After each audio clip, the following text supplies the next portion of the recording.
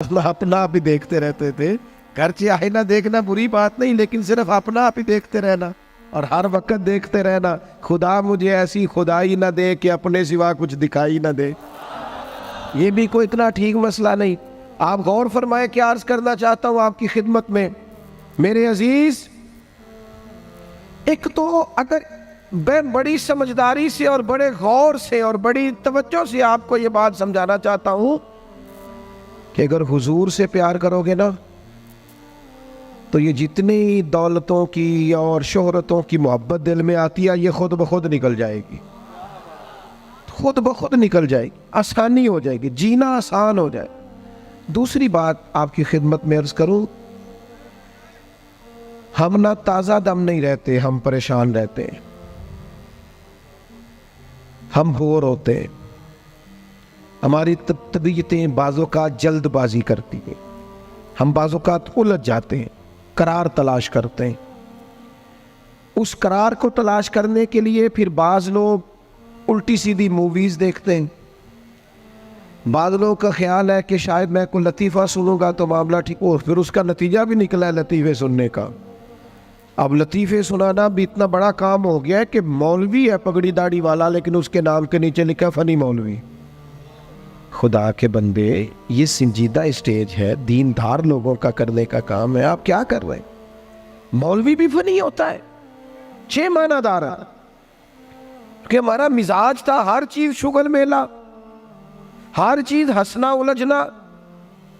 मेरे अजीज, हम चूंकि सुकून चाहते थे, कुछ ने इधर उधर की मूवी देख ली, कुछ ने हंस लिया, कुछ सैर को चले गए, कुछ का ख्याल था खाने खा लेंगे तो सुकून आ जाएगा।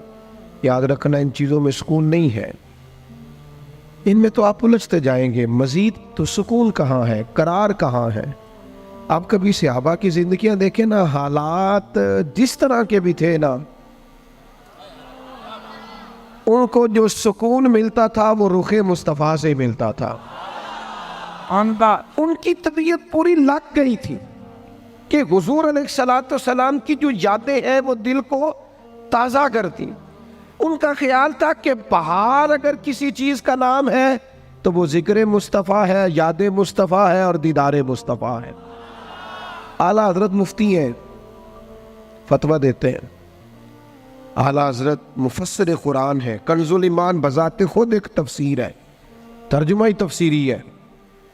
आला हजरत मुहद्दिस हैं, वो जब अहादीस मुबारका का हवाला देते हैं तो यूँ लगता है कि जैसे बड़ी गहरी नज़र है इनकी, रावियाने हदीस पर भी, उसूल पर भी, और हाफजा भी मजबूत है हिफ्ज़े हदीस के लिहाज। सारी चीज़ें उनके पास थी, लेकिन वो पता क्या कहते थे? कहते थे ये जो मेरा दिल चमकदार है ना, और ये जो मेरी तबीयत हल्की फुल्की है, उसकी वजह ये है कि उनकी महक ने दिल के गुंचे खिला दिए।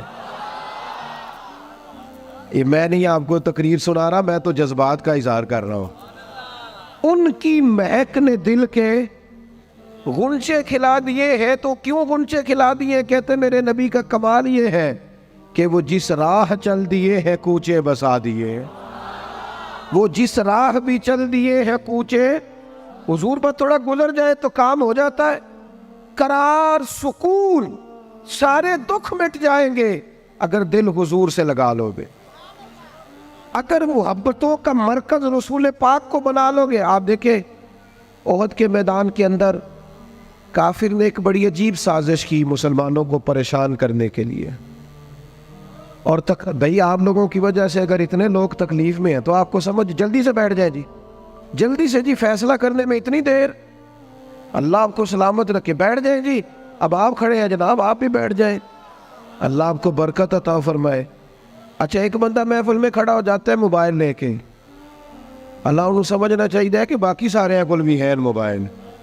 और खुदा के बंदे, आपकी वजह से इतने लोग पीछे अगर परेशान है तो आपको समझना चाहिए उस चीज़ को। अल्लाह ताला आप सबको हंसता और मुस्कुराता रखे। नबी पाक की ज़ात से जब आपकी कामिल वाबस्तगी हो जाएगी ना, तो हुजूर की ज़ाते वाला का प्यार, और प्यार लारों वाला नहीं होना चाहिए, खाली जल से महफिल में और माए का हाथ में आया तो इश्क का दावा तगड़ा, खाली इस तरह नहीं। तन्हाई में भी तू रोए हुजूर की बारगाह। एक महफिल में मैं एक दफ़ा हाजिर था तो एक नात का बच्चा मेरे पास आया कहने लगा जी मेरी सिफारिश कर दो, मैं भी हजूर दी बारगाह च हाज़री लवानी है। मैं क्या पुत्र तू घर जाके पढ़ लै, उत्थे भी हाज़री लग जाएगी कि 4000 बंदा चाहिए हाज़री लवाने लई। हुजूर की बारगाह में तो जहाँ बैठ के भी पढ़े हाज़री लग जाती है। इसके लिए क्या साज संवर के मजलिस ही फ़कत हो तो हाज़री लगती है? ये भी आला हाज़री है, पर वो तो वल्लाह वो सुन लेंगे और फरियाद को पहुँचेंगे हम। बस इतना तो हो, कोई फरियाद करे दिल से, तू बात तो दिल से कर। आपकी जब कामिल वाबस्तगी हुजूर से हो जाएगी ना, तो ये गुर्बतों का डर, ये परेशानियाँ, ये आजमाइशें, एक जगह रोना नहीं रोया हज़रत बिलाल ने कभी अपनी गरीबी का, एक जगह परेशान नहीं हुए कभी हज़रत सलमान फ़ारसी के मैं परदेसी हूँ, एक जगह भी कभी जनाब सुहैबी रूमी को तकलीफ़ नहीं हुई। क्यों भला?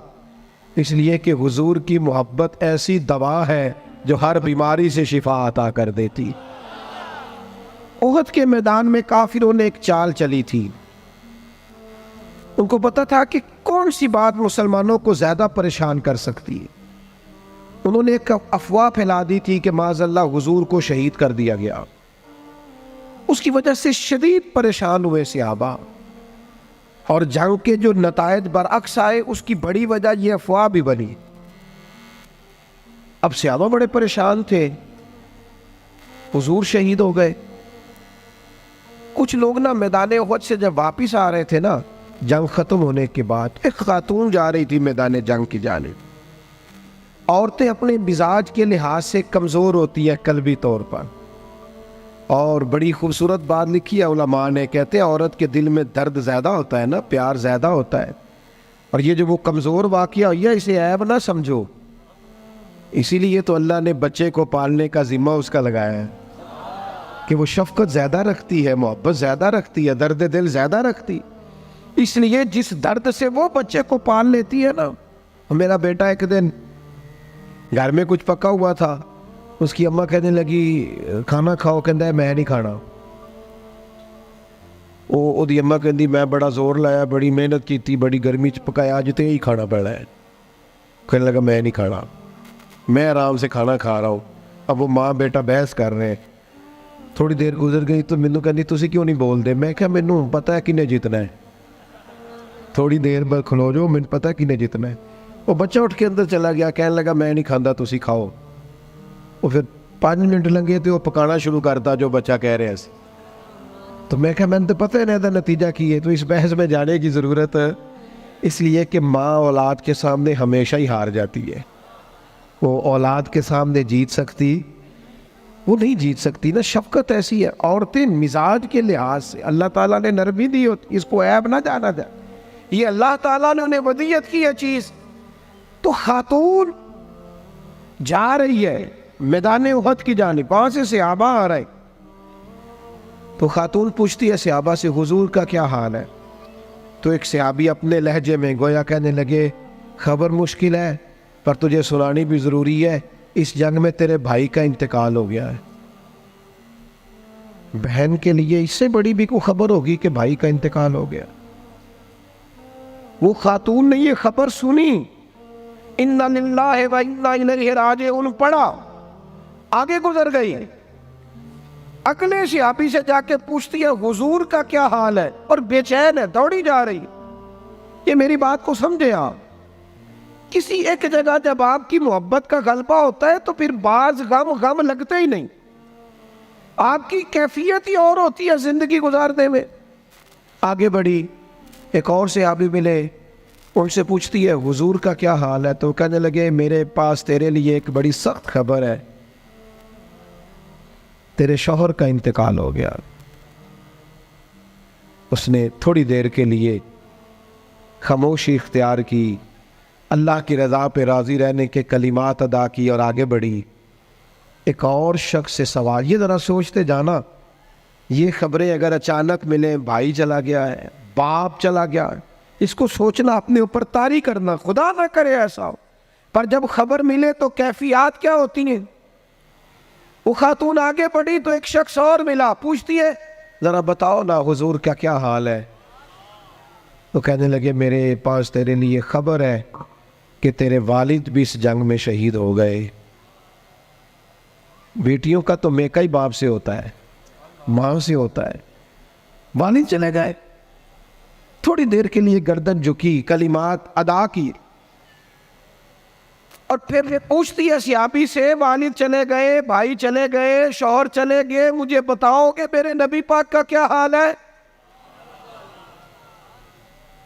तो सियाबी कहने लगे, अल्हम्दुलिल्लाह मैं ज़ियारत करके आया हूँ, रसूल पाक बिल्कुल ठीक है।